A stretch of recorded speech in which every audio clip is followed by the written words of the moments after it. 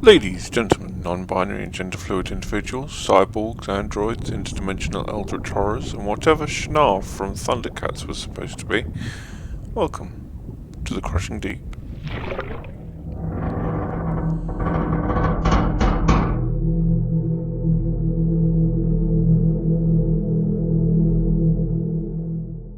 After how much I got done last week, I took a little bit of a break this week, so there isn't a lot to show.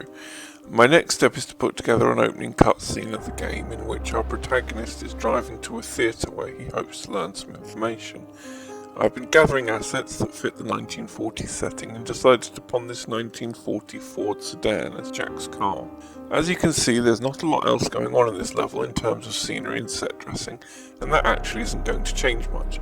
To both save myself time and to further match the aesthetic I'm going for, I've added a plane behind the car, and I'm going to add old film footage of driving through a city in the 1940s, which can be glimpsed through the window of Jack's car. Exactly how old movies showed driving through rear projection.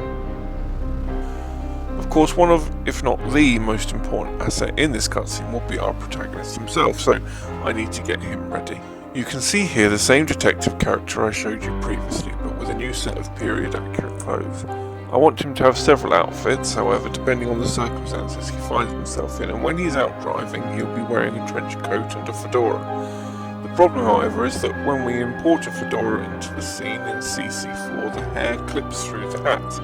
Without doing some work on the hair, our choices are to have the hat ridiculously oversized, or to make it look as though the hair is growing through the hat. Luckily, this is an easy fix if we export the model. So what I did was to remove the hair at first, position the hat correctly so it looked like it fit on his head properly, add the hair back in, then export the whole model to Cinema 4D. Here I deleted everything except the hat and the hair and tidied up the hair so it was all inside the hat. Then I exported it back to Character Creator 4 and perfect fit.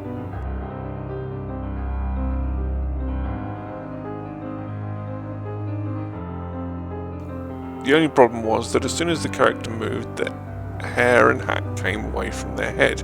I tried a trick I learned that converted accessories to clothes so that they moved with the character, but then the hat and hair still drifted somewhat and distorted in unnatural ways.